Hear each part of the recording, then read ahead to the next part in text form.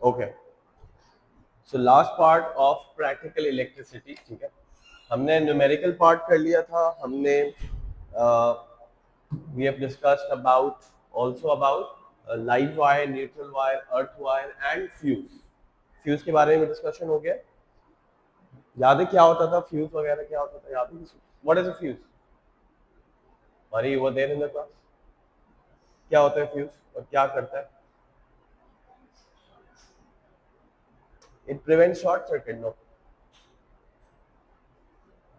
It doesn't do that. जी भाई, mark कर, क्या करता है फ्यूज?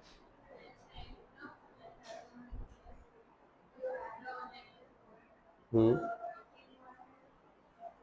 अभी आता हूँ, अभी आ रहा हूँ। मार्कर्स,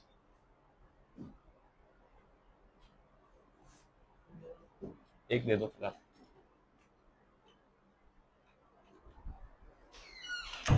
अच्छा जी,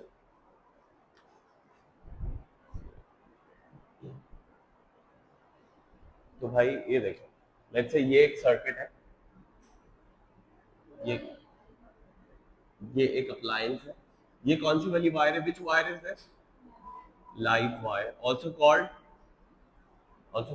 line wire. Okay, line, new name. और ये कौन सी वायर है? Neutral wire, the wire at low voltage, the wire at high voltage, that's where the current flows, right? These wires are essential for the circuit, for the current to flow. Now, if the live wire touches the outer metal casing, we say that the metal casing has also become live. क्या ये safe है या ये dangerous हो सकता है? ये dangerous हो सकता है। कब किस सिचुएशन में डेंजरस हो सकता है? एक तो ये केसिंग मेटल की हो, एक तो ये कि ये केसिंग किसकी हो? मेटल की हो। अगर प्लास्टिक की हो तो ये डेंजरस एज सच नहीं है। क्यों? क्योंकि प्लास्टिक के थ्रू आपको इलेक्ट्रिक शॉक नहीं लग सकता। लेकिन अगर ये मेटल की आउटर केसिंग है और ये आप है और आप अर्थ पे खड़े हुए हैं और आप इसको टच कर लें, केसिंग को अगर आप टच कर लें, तो क्या होगा? करंट, केसिंग क्योंकि कंडक्टर है, मेटल की है, आपके थ्रू होके जमीन में चली जाएगी and you will get an electric shock. Yes और no? So that's the problem which can occur if live wire touches the outer metal case. Now to avoid this, what do? We use an earth wire. One end of the earth wire is connected to outer metal casing. The other end is connected to the ground. ये जरूरी wire नहीं है, ये safety wire है, कभी कभार इस्तेमाल होती है। किस सिचुएशन में? इस सिचुएशन में इस्तेमाल होती है जब लाइव वायर केसिंग को टच करता है। अब क्या होगा? now the current has two options, either to flow through the person to the ground or to flow through the earth wire to the ground. Which path will the current choose? The person वाला route choose करेगा current या earth wire? क्यों? Because हमने deliberately earth wire ऐसी बनाई है जिसकी resistance almost 0 ohms है, and we know current takes the path of least resistance. Yes, जो भी लेसर रेजिस्टेंस है उसमें ज्यादा करंट जाता है। सही कह रहा हूं कि नहीं? So all the current instead of going through the person takes this path and discharges to the ground. So that's how earth wire saves the person from being electrocuted. But जैसे ये होता है, लाइव वायर मेल्ट हो जाती है, heat up हो जाती है, मेल्ट हो जाती है, आग लग जाती है, ब्लास्ट हो जाता है। ऐसे क्यों होता है? शॉर्ट सर्किट वाली कंडीशंस क्यों हो रही है? शॉर्ट सर्किट वाली सिम्टम्स क्यों है? Because current does not only depend on voltage of the circuit but also depends on resistance of the circuit. Now the current has gotten a path of very less resistance, hence it draws a lot of current from the supply. Yes or no? जितनी circuit की resistance कम होगी उतना battery से ज्यादा current निकलेगा।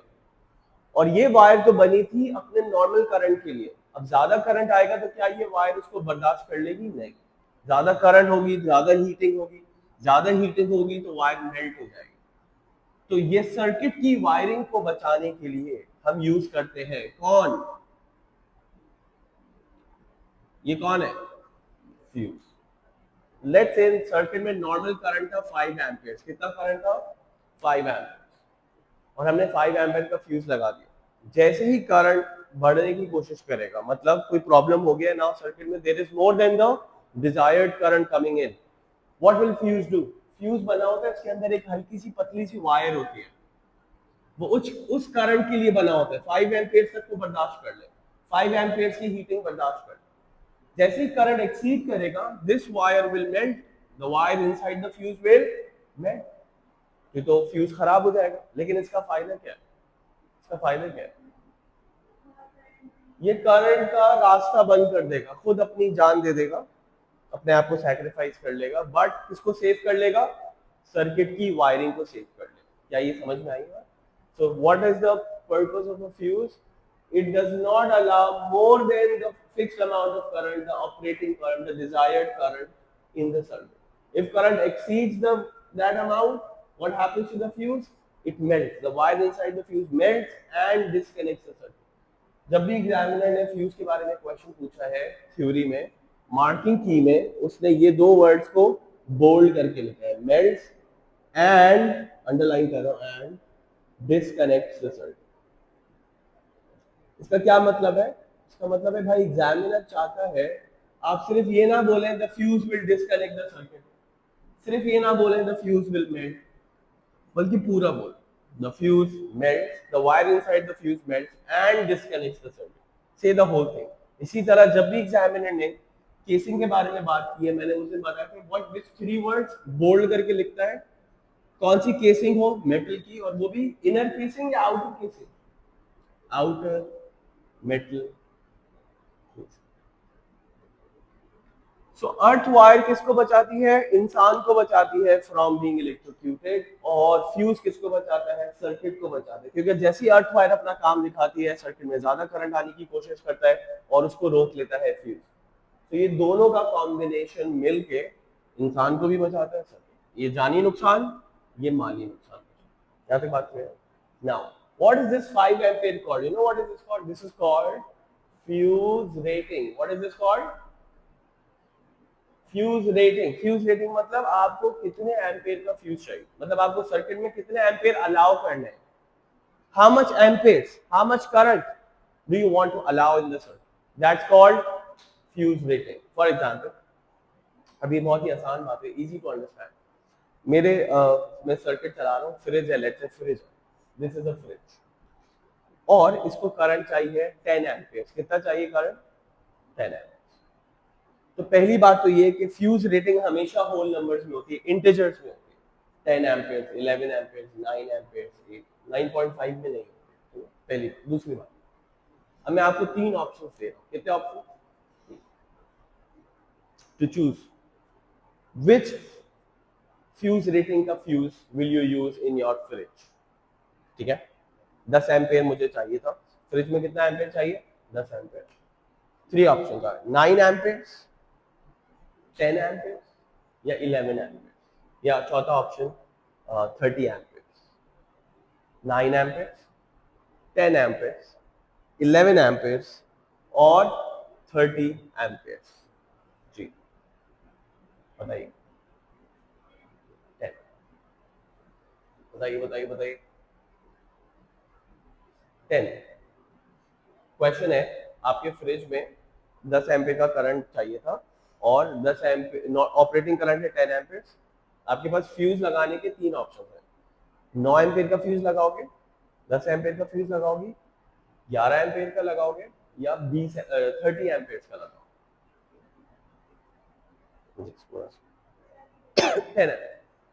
Logic तो यही कहती है, और मैं भी अगर शायद आपकी जगह पे होता मैं भी 10 एम्पियर ही बोलता, but the answer is 11 ampere.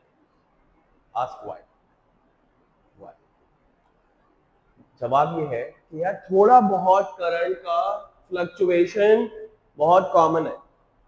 अगर आपने 10 एम्पियर लगा दिया ना तो बहुत ही रिजिड लगा दिया आपने, फ्रिज को 10 एम्पियर चाहिए था, 10.1 भी होगा ना फ्यूज उड़ जाए। समझ लो मेरी बात। You have not given any margin for a bit of fluctuation. थोड़ी बहुत फ्लक्चुएशन पॉसिबल है, होती रहती है। अब हर वक्त एक करंट नहीं आता। क्या ये बात समझ में आ रही है? तो आपने बिल्कुल ही मार्जिन नहीं रखा फ्लक्चुएशन का, थोड़ी बहुत तो पीक होता है, सर्ज आता है, इसको हम बोलते हैं सर्ज इन करंट। सर्ज मतलब थोड़ा सा बढ़ जाता है, कभी कभार के इलेक्ट्रिक जेनरेट हो जाता है, थोड़ा सा ज्यादा करंट देता है। लेकिन कितना ज्यादा? इतना थोड़ा बहुत। अभी थोड़ा बहुत की डेफिनेशन हमें एग्जामिनर ने नहीं बताई है, बट मैं बता देता हूँ आपको, सुनो मेरी बात। एक दफा क्वेश्चन आया था बात सुनो, क्वेश्चन आया था करंट फाइंड करना था पहले पार्ट में बल्ब का, हमने फाइंड किया, उस बल्ब का करंट आ रहा था 40 एम्पियर, कितना करंट चाहिए था उसको 40। अगले पार्ट में पूछा फ्यूज कितने वाला लगाओगे, give me a number. 30 less than, इसको चाहिए 40 भाई, 30 वाला तो 30 एम्पियर तो 31 एम्पियर भी अलाउ नहीं करेगा, 40 एम्पियर का लगाओगे या थोड़ा सा ज्यादा लगाना चाहिए, थोड़ा सा ज्यादा 45। तो मैं होता मैं कहता हाँ सर 45 एम्पियर का लगा दें, क्यों 40 तो उसको चाहिए, 41 42 45 तक खराब नहीं होगा, बहुत ज्यादा करंट आएगा तो खराब हो जाएगा। सो मार्किंग की में कहां तक एक्सेप्टेड है पता है, अप टिल 60, बट डबल मत कर देना, हाँ just don't double it, just don't double मत कर देना, ऐसे नहीं करना कि यार 40 एम्पियर लगाना था आपने 80 एम्पियर का फ्यूज लगा दिया, that's not right, make sense. मैं बच्चों को कहता हूँ यार समवेयर बिटवीन 1.1 till 1.5 कर लो, तो 1.5 भी कर लोगे तो कितना आंसर हो जाएगा 60 एम्पियर। बाकी इसके लिए कोई फिक्स वैल्यू नहीं है, आप मार्किंग की में देख सकते हो, you will always get a range of corrected answer, correct answer, acceptable answer, make sense or not.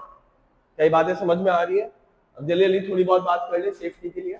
Okay, पहले तो मेरा क्वेश्चन ये है कि यार क्या होता कि अर्थ वायर की जरूरत नहीं थी, ऐसा क्या होता कि अर्थ वायर की जरूरत ही नहीं, अप्लायंस किसकी बनी होती, प्लास्टिक, फिर appliance outer metal casing plastic की, you did not need an earth wire. Earth wire is needed for those appliances where the casing is made of metal conductor, number one. Number two ये कि ये जो fuse है जो कि circuit की wiring को बचाता है, मुनाजा अगर ये न्यूट्रल वायर में लगा हुआ होता तो भी सही था या तो प्रॉब्लम था कोई, तो भी सही था, do you agree, do you agree, problem है, क्या प्रॉब्लम है एक्सप्लेन करो। Current comes out from which terminal, positive terminal, this is the point where, अब सोचो यहाँ फ्यूज लग गया, सोचो लाइव वायर मेटल केसिंग को टच कर गई है, सही है, और अब क्या हो रहा है, करंट आया लाइव वायर के थ्रू होता हुआ अर्थ वायर से जा रहा है इससे, और अर्थ वायर नहीं है तो इसके थ्रू जा रहा है, ये वाली वायर में करंट आ ही नहीं रहा बिकॉज सर्किट ऑलरेडी कंप्लीट है। क्या ये वाली वायर में करंट आ रहा है, नहीं, ये हाई पोटेंशियल रीजन है, ये लो पोटेंशियल है, current is coming out like this, this is the path of, this is the complete circuit, ये तो कंप्लीट सर्किट हो गया, तो ये this part of the wiring is not even being used, then why use a fuse उस जगह पे जहां पे करंट आने की सहमति नहीं कर रहा, सही है। तो इस सिचुएशन में न्यूट्रल वायर आप ये बंदा बन चुका है, और अगर अर्थ वायर है तो वो अर्थ वायर होगी बिकॉज करंट इसके थ्रू वापस जा रहा है 0 वोल्टेज में, रिमेंबर और नॉट। हमने बहुत काम की बात की है, प्लीज गौर से सुनो। हमने पता है क्या बोला है, हमने बोला है कि यार फ्यूज क्या लाइव की बजाय न्यूट्रल में लगा सकते थे, the answer is no, why, अगर फ्यूज न्यूट्रल वायर में लगा होता तो और लाइव वायर मेटल केसिंग को टच करता, current would have flown from the live wire onto the metal casing, onto the person to the ground, and neutral wire में there would have been no current, तो fuse इस्तेमाल ही नहीं होता, सही है। हाँ नहीं, but it's not that smart, वो जो मैंने बोला था ना करंट इज स्मार्ट, वो मैंने अपनी तरफ से बताया था, ऐसा नहीं है कि करंट एआई पे वर्क कर रहा है, ठीक है, ये बहुत पुराने जमाने का करंट है, current is not that smart, ठीक है, यू कैन से दैट, तो वो ऐसा नहीं, वो बोलेगा यार ये तो इंसान है इसको बचा लो। ओके, सो आई होप यहाँ तक बात क्लियर है। अच्छा, और कुछ एक दो बातें वो ये कि इसी तरह मुझे बताओ स्विच कहाँ लगा हुआ होना चाहिए, where should be place the switch, in the live wire और in the neutral wire, live switch also, switch भी एक सेफ्टी डिवाइस है, एक बंदे को करंट लग रहा है, आपको ये उसको बचाने की जरूरत नहीं, जाके आप क्या करो, सिंपली जाओ स्विच ऑफ कर, स्विच ऑफ कर दो, ब्रेकर ऑफ कर, तो वो कहाँ लगे हुए होने चाहिए, लाइव में। अगर वो लाइव की बजाय न्यूट्रल में लगे हुए तो करंट, यहाँ सोचो यहाँ स्विच लगा हुआ है, आप स्विच ऑफ करके खुश हो रहे हैं, कोई फायदा नहीं होगा, क्यों, करंट अभी भी आएगा लाइव वायर से, आपके दोस्त को लगेगा और जमीन में जा रहा होगा, ये पार्ट ऑफ द वायर तो बाईपास हो रही है, ये तो बाईपास हो रहा है, करंट तो सिर्फ इसी रास्ते से जा रहा है, उसको तो लो पोटेंशियल रीजन मिल चुका है। Current flows from high potential to low potential, earth is at a lower potential, 0 volt, circuit is being completed. Make sense or not? That's why जितने भी सेफ्टी डिवाइसेस हैं, स्विच हो गया, fuse हो गया, सर्किट ब्रेकर हो गया, circuit breaker भी एक तरह का फ्यूज की बेहतर किस्म है, तो सब कहाँ लगे हुए होने चाहिए? Live wire. सर्किट ब्रेकर जिसको ट्रिप स्विच भी बोलते हैं, ट्रिप स्विच, ट्रिप हो जाता है, वो कैसे वर्क करता है वो हम पढ़ेंगे इलेक्ट्रोमैग्नेटिज्म में। कहाँ पढ़ेंगे? लेकिन मैं उसका सिर्फ फंक्शन बता देता हूँ। फ्यूज में और किसमें, सर्किट ब्रेकर में क्या फर्क है? फर्क ये है कि जो फ्यूज है ये एक दफा इस्तेमाल हो जाए, इसका वायर ब्रेक हो जाए, मेल्ट हो जाए, जब करंट ज्यादा आना शुरू हुआ, वायर ब्रेक हो गया और इसे सर्किट को डिस्कनेक्ट कर, अब क्या ये वापस रीयूज हो सकता है? Can it be reuse? No, it can't be reuse. You have to bring in a new fuse. अब सोचो रात के 3 बज रहे थे, फ्यूज उड़ गया, अब आपको आज की रात ऐसे ही गुजारनी है, अगले दिन सुबह मार्केट्स खुलेंगी, शॉप पे जाओगे, नया फ्यूज खरीदोगे, इलेक्ट्रिशियन बुलाओगे, कितना मेहनत का काम है। सर्किट ब्रेकर होता है, आपने देखा घरों में होते हैं, वो ट्रिप हो जाता है, फिर आप ऊपर कर, वो यही चीज है, वो फ्यूज की बेहतर टेक्नोलॉजी है। वो किसके प्रिंसिपल्स पे वर्क करती है? इलेक्ट्रोमैग्नेटिज्म। किस पे वर्क करती है? जो हमारा अगला टॉपिक आने वाला है, इलेक्ट्रोमैग्नेट, वो भी यही काम करती है। लेकिन उसका फायदा क्या है? It can be reused even when it trips. एक दफा ट्रिप हो जाए, करंट ज्यादा आएगा तो वो सर्किट को ब्रेक कर देती है, स्विच ऑफ कर देती है, लेकिन आप जाके क्या कर सकते हो? उसको स्विच वापस से ऊपर कर सकते हो। सही?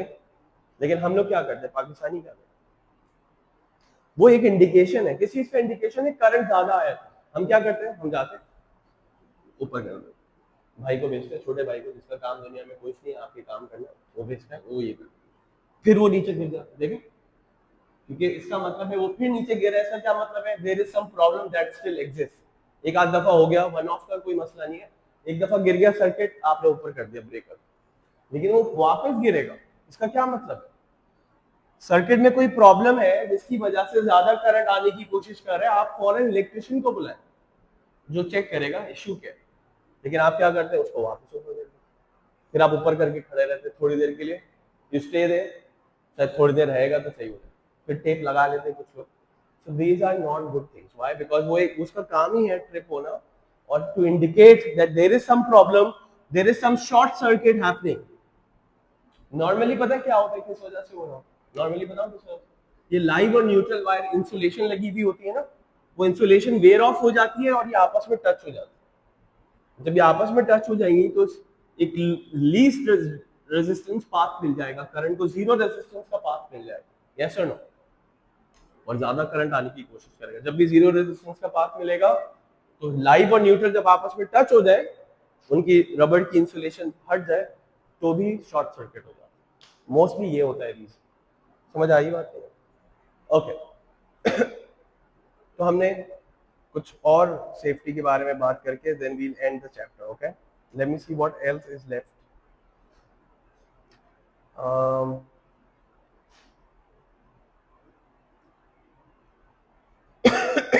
ओके,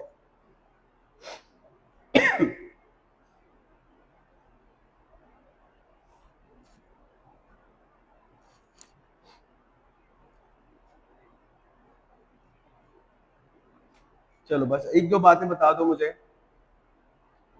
कि अगर किसी वायर की इंसुलेशन डैमेज है, इंसुलेशन समझते हो आप लोग? ये देखो, ये मेरा चार्जर है, can you see this charger?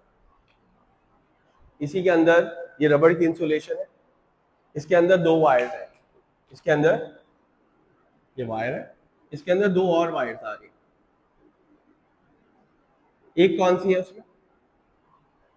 एक है जो करंट को लेकर आ रही है, which wire is this? Live wire. यहां से जा रही है मोबाइल फोन में, मोबाइल फोन कनेक्टेड, यस और नो?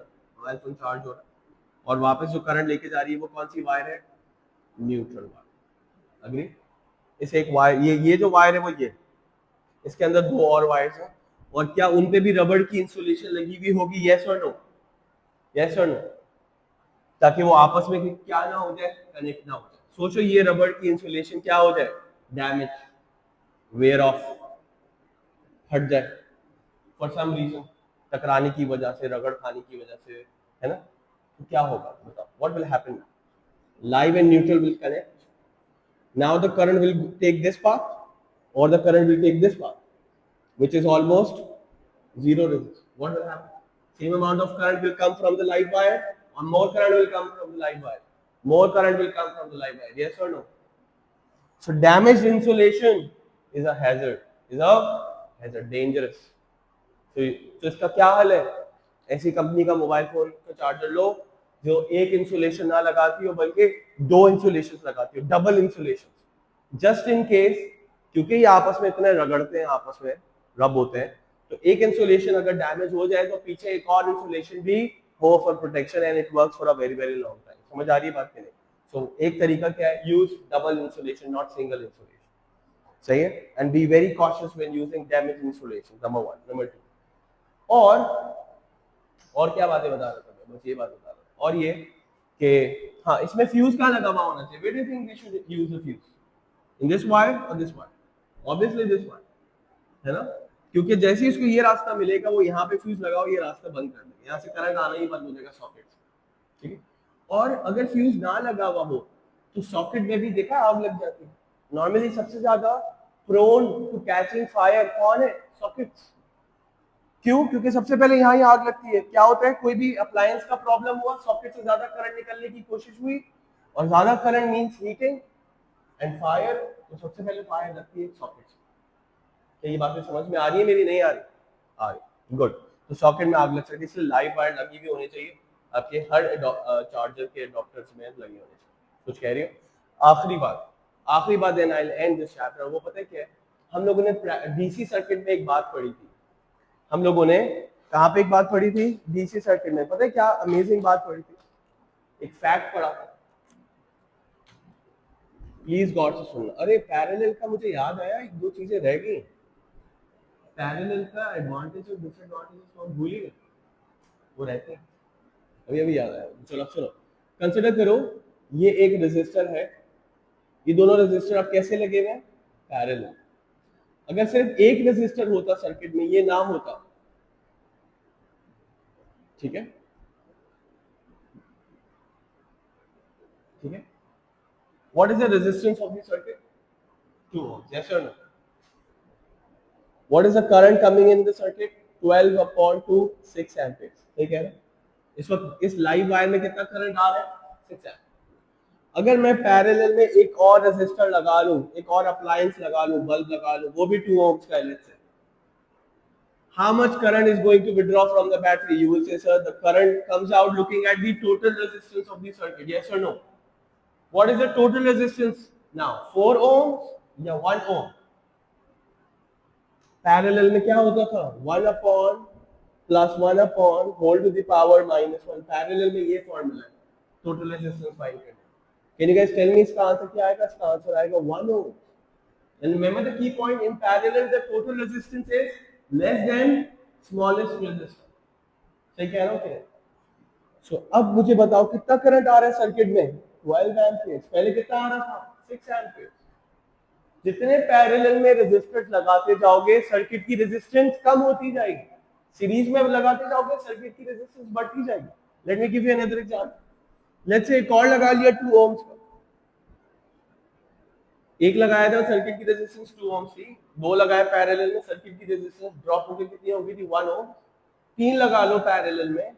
अब जरा मुझे बताओ, what is 1/2 plus 1/2 plus 1/2 whole to the power -1? This is the total resistance of the circuit now. Can you do it? This will be 0.66। कितना होता है? 3/2, 2/3, yes, 0.6, है ना? तो 2 ohms थी, एक और लगाया 1 ohm हो गई, एक और लगाया पैरेलल में। What are you guys noticing? The total resistance is decreasing. The more resistors you add in parallel, the total resistance of the circuit decreases. What about current? क्या अब करंट पहले से कम आएगा या ज्यादा आएगा? ज्यादा आएगा। तो लाइव वायर पे ज्यादा से ज्यादा लोड आना शुरू हो जाएगा। Make sense or not? अब बहुत ही काम की बात बता रहा हूं। ये जो एक्सटेंशन केबल्स होती हैं, देखिए एक्सटेंशन केबल वहां से लगाते हैं और उसमें मल्टीपल सॉकेट्स होते हैं। ये सब सीरीज में होते हैं, पैरेलल में होते हैं। कैसे होते हैं? So that everybody gets the same voltage. The more appliances you add in that board, what will happen? The total resistance will drop and it will draw more current from the socket. So is it going to be more dangerous? Yes or no? Yes. तो इसलिए जब 3 pin plug आप वो जो extension cable use करते हो जिसमें multiple sockets लगे हुए होते हैं, वो सबसे ज्यादा खतरनाक है। वो कभी भी सस्ते नहीं खरीदे। जब भी आप एक्सटेंशन केबल खरीदो जिसमें ज्यादा सॉकेट की अलाउंस होती है, कोई बात नहीं, उठा लेना, तो वो हमेशा कैसे खरीदने चाहिए? महंगे खरीदने चाहिए, गुड क्वालिटी। वाई? जिसकी लाइव वायर क्या होनी चाहिए? जिसकी ये वाली वायर थिक होनी चाहिए। ये वाली वायर लाइव वायर थिक होनी चाहिए। क्यों? बिकॉज जितने आप उसमें मोबाइल फोन लगाते जाओगे चार्ज होने के लिए, सर्किट की रेजिस्टेंस ड्रॉप होती रहेगी क्योंकि सब पैरेलल में लगे हुए होते हैं और सॉकेट से ज्यादा करंट आने की कोशिश करेगा। Make sense? समझ में आ रही है बातें कि नहीं आ रही? आ रही है कि नहीं आ रही? सो ये एक और वो है, जब पैरेलल में रेजिस्टर्स लगे होते हैं, दैट्स वेरी डेंजरस। तो वहां पे बहुत ख्याल रखो। ओके, एक और बात रह गई थी, इसको हम कहते हैं ओवरलोडिंग ऑफ फ्लक्स। सही है? आखिरी बात एक रह गई है और वो है what about damp conditions, moisture. आपने कभी देखा है कि जब बारिशें हो रही होती हैं, पहले तो ये हमारे जमाने में 1960s हम लोगों को बुलाने जाते थे ना दोस्तों को, तो घरों के बाहर बेल बजाते थे। अब तो ये कॉन्सेप्ट है ही नहीं। आपके घरों में लोग आते, सबसे बेल दूध वाला बजाएगा या इस तरह के लोग हैं। पहले दोस्त भी जाते थे ना, तो दोस्तों को बुलाने के लिए क्या बजाते थे? बेल, क्योंकि फोन तो थे ही नहीं। अब तो व्हाट्सएप पे बात हो जाती है ना, बाहर आ जाओ, बाहर खड़ा हो। तो जब बेल बजाते थे, आई रिमेम्बर वेरी नाइसली, जब बारिशों का मौसम होता था और हम जब भी बेल बजाने की कोशिश करते थे या बेल बजा के भागने की कोशिश करते थे लोगों की, तो करंट लगता था। क्या लगता था? करंट। आप लोग के साथ भी होता होगा कभी गीले हाथ से स्विच ऑन ऑफ करते हुए कभी करंट लगा? नहीं लगा? आपके घरों के माशाल्लाह स्विचेस अच्छे हैं, दैट्स व्हाई महंगे वाले यूज हुए। हमारे घरों जैसे नहीं थे। हमारे घरों में जब गीले हाथ से, वॉशरूम में अक्सर होता है क्योंकि वहाँ मॉइस्चर बहुत होता है, पानी हवा में पानी काफी होता है, तो जब भी वहां पे लाइट ऑन ऑफ करो ना, तो अक्सर चांस होता है किसी चीज का इलेक्ट्रिक शॉक कैच करने का। क्या रीजन है? रीजन क्या है? बिकॉज जब आपके हाथ गीले होते हैं, water is a conductor of electricity. कौन सा वाला वाटर? ये जो normal water, pure water is not, वो एक अलग बहस है। फिजिक्स में water is a conductor of electricity से, ये केमिस्ट्री वाली एक बहस है कि pure water does not conduct. Anyway, so water is a conductor of electricity. जब आपके हाथ गीले होते हैं, आपकी रेजिस्टेंस ड्रॉप हो जाती है and you can easily attract current. क्या ये बात समझ में आ रही? करंट आपके थ्रू इजीली फ्लो कर सकता है। सो डैम्प इन्वायरमेंट में, मॉइस्चर वाले इन्वायरमेंट में, इलेक्ट्रिकल अप्लायंसेस से करीब रहना, दूर रहना? दूर रहना। या फिर ग्लव्स पहनने। कौन से ग्लव्स पहनने? रबड़ के ग्लव्स पहन के करने, so that you do not get in contact with electricity. Make sense? So damp condition hazard है, damaged insulation hazard है, single insulation not very good, better is to do double insulation, or multiple sockets in parallel. Be very careful because the more and more appliances you add, the total resistance keeps on dropping, more current tries to come in. More current means more heating, more fire could happen. The wire now needs to be thick so that it can bardasht the current coming in. सही है? जितनी thick wire होगी तो ज्यादा current बर्दाश्त करेगी। Thin wire में ज्यादा करंट निकालने की कोशिश करोगे, फौरन मेल्ट हो जाएगी। Make sense? यही बातें समझ में आ रही है?